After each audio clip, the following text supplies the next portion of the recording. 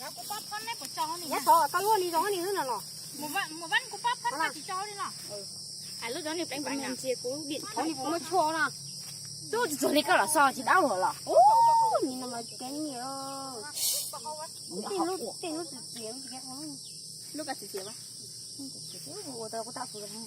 nào chơi bốc mua là chị Cái chữ của mẹ có mà. ba con mà Có tới đau tẻ giò thôi sẽ thứ. có chịu Bây ô bé xí xí mình. có là chỉ mua chọn chỉ mua chọn thôi chỉ con chỉ tao hầu Ua lên rồi mà. Ta sẽ bé bé để mơ vậy nè.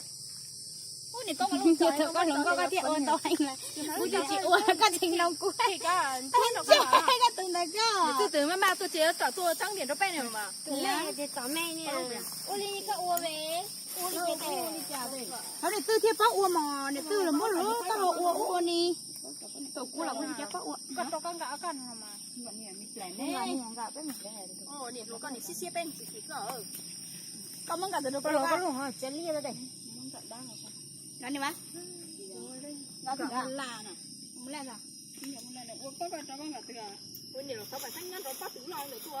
con gà mẹ thì à con gì điện lúa Đâu quên đây. Cũng mất cũ lại mà.